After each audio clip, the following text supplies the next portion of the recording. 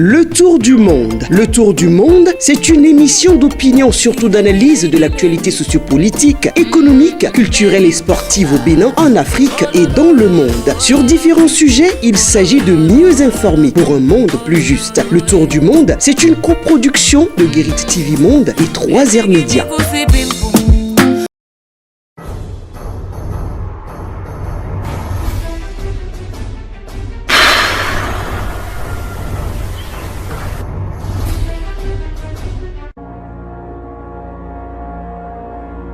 Nouvelle semaine, nouvelle ambition. Nous sommes encore là pour vous servir, amis internautes de Guérit TV Monde, ce lundi 11 juillet 2022, tour d'horizon.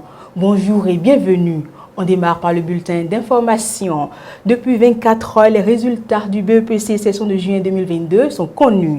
Chaque candidat est déjà fixé sur son sort. Les uns jubilent pendant que les autres doivent attendre encore la rentrée prochaine pour tenter une fois encore leur chance. Quelles sont les performances enregistrées dans les départements? Suivez cet élément pour mieux comprendre. L'issue du BEPC session de juin 2022 est connue. Le pourcentage de réussite au niveau national est 66,46%. On note donc une progression de 6 points par rapport au pourcentage de réussite de l'année 2021. Des 12 départements que compte le Bénin, le Borgou, le Koufo, le Littoral, l'Atlantique, le Mono ont une moyenne nettement supérieure au pourcentage national. La Takora et le Zou sont légèrement au-dessus de la moyenne. L'Ouémé, la Donga, les collines, la Libouri et le Plateau ont obtenu des pourcentages de réussite inférieurs à la moyenne nationale. Au classement général, le Borgou est premier, le Koufo deuxième, le Littoral troisième, l'Atlantique quatrième, le Mono cinquième, la Takora sixième, le Zou septième, l'Ouémé huitième, la Donga neuvième, la Libouri dixième, les collines onzième et le Plateau est dernier. Depuis dimanche 10 juillet, les résultats sont disponibles en ligne et les épreuves orales sont programmées pour mardi 12 et mercredi 13 juillet 2022. Parlons politique dans ce bulletin d'information. L'organisation de la jeunesse du bloc républicain au JBR était aux côtés des militants BR d'Abomey ce 9 juillet 2022 pour les former et les sensibiliser sur les idéaux du parti. C'était à la maison des jeunes de la localité en présence d'une forte délégation du bureau national du parti. Le point. L'organisation de la jeunesse du bloc républicain au JBR poursuit sa tournée de mobilisation des militants. Le contact avec la jeunesse d'Abomey a eu lieu ce 9 juillet 2022 autour du thème « Journée d'information, de sensibilisation et de mobilisation sur les idéaux du bloc républicain ». Nous avons décidé qu'il était temps que nous allons au contact des jeunes de notre département et nous avons jugé utile de commencer ici par Abomey. Nous sommes là, chers camarades, ce matin pour vous dire que notre mission est grande. Notre grand défi de ce jour, de l'instant et des jours à venir, c'est d'abord les législatives de janvier 2023 prochain. Je voudrais vous demander, ici à Abomey, que notre parti, le Bloc républicain, voudrait vous faire confiance. Nous souhaitons vivement que cette jeunesse accompagne le Bloc républicain dans son élan à pouvoir contrôler les instances que nous voulons. Parce que quand nous venons en politique, c'est pour la conquête du pouvoir et pour sa gestion. Et nul n'est sans savoir que c'est la jeunesse qui représente le fer de lance qui est en majorité au sein de nos populations. Il faut que nous nous tenons main en main pour pouvoir soutenir le bloc républicain, pour que les échéances à venir prochainement, nous puissions sortir le bloc républicain, le premier parti politique du Bénin. Diverses allocutions ont meublé cette activité politique tenue dans la 23e circonscription électorale. Nous devons, dans les tout prochains mois, reconfirmer cette victoire. Nous devons la confirmer. Nous devons travailler dans la cohésion.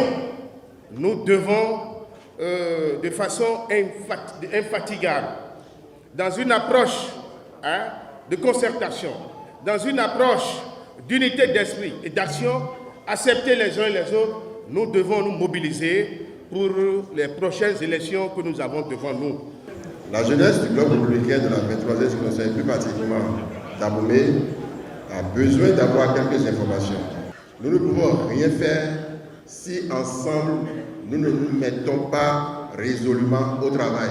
Le Bloc républicain est le parti le plus structuré, le plus organisé aujourd'hui. Et c'est la raison pour laquelle nous sommes prêts à accompagner ce parti pour son enracinement dans la 23e circonscription. Cette initiative de la cheville ouvrière du parti du Cheval Blanc Cabré, que dirige l'honorable Noum Bida, est fortement soutenue par le bureau national du parti. Le président du parti, le secrétaire général national, son Excellence, M. Abdoulaye Biachane, me charge de vous transmettre le message de paix, d'union et de solidarité au sein du Bloc républicain à Abomey ici.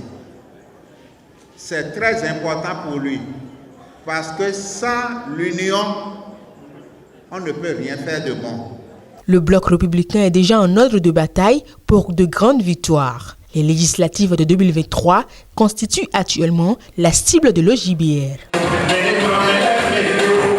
C'est avec cet élément que nous refermons ce bulletin d'information. Approbation du PTA et du budget de l'Institut national de la femme. Enfin des actes du concret en perspective. C'est l'intitulé de la chronique de Mas Gaspard Adjamossi.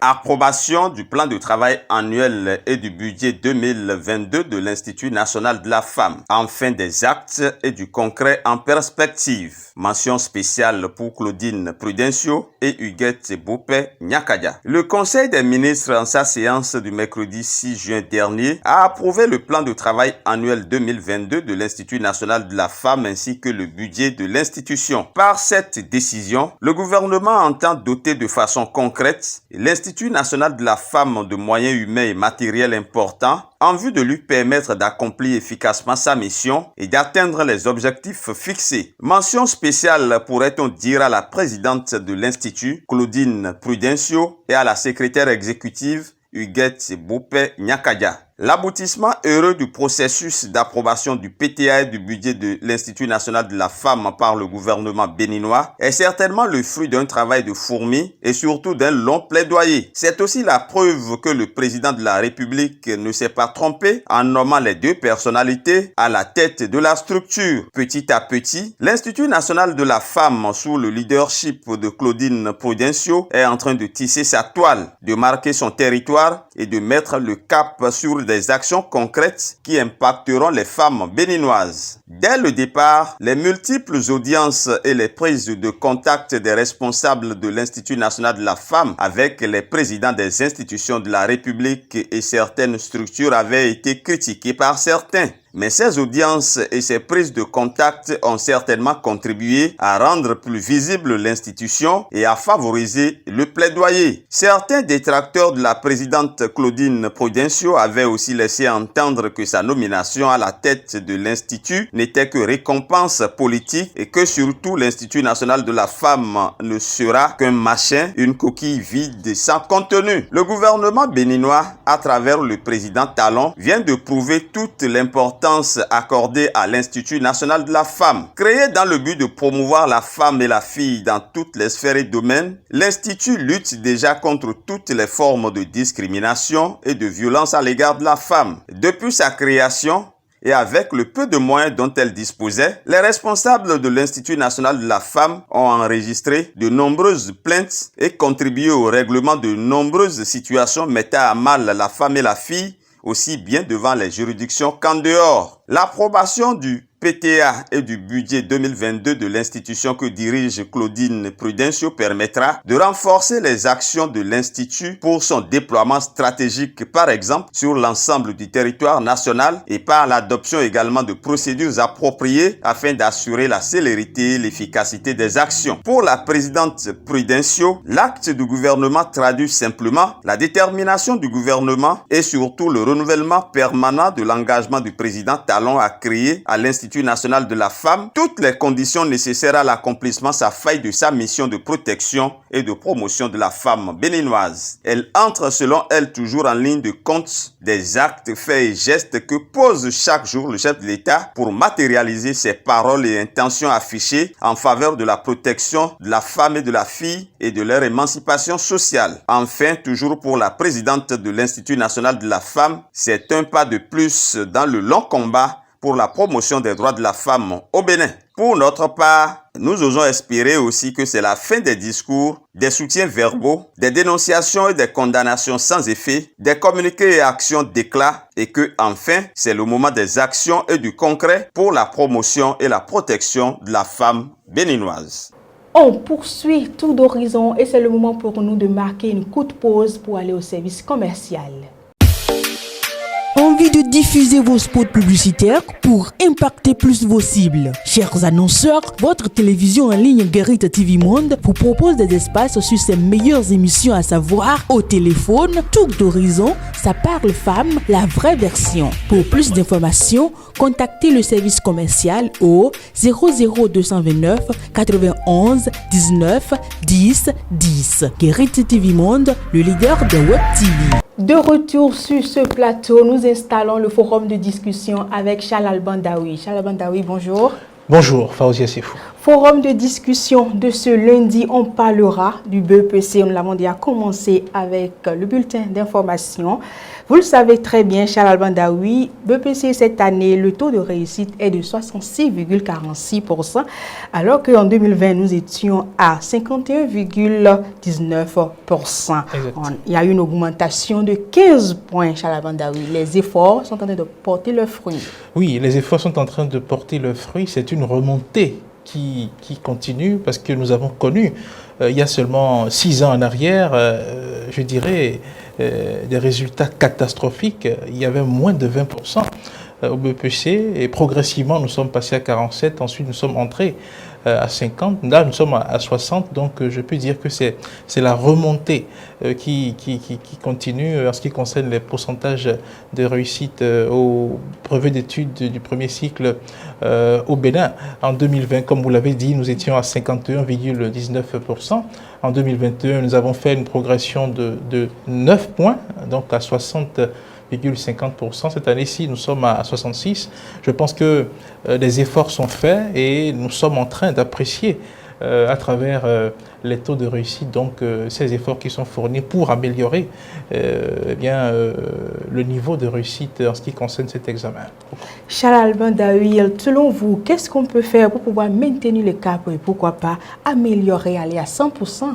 Oui, vous savez, il faut continuer à travailler. Il faut continuer à travailler, parce qu'il n'y a que le travail qui puisse permettre d'améliorer considérablement les taux de réussite au niveau national en ce qui concerne les examens que nous faisons au Bénin. Il y a des pays, il est vrai, pas forcément en Afrique, mais il y a des pays qui ont des pourcentages de réussite qui avoisinent 90, voire même 100%. Pourquoi ne pas avoir 100% un examen, puisque bon, c'est pas un concours, donc c'est des enseignements qui sont donnés à des élèves qui sont amenés à un moment donné à restituer donc ce qu'on leur a appris. Si le système est bien efficace, je pense que on peut espérer avoir des résultats de l'ordre de 80-90%.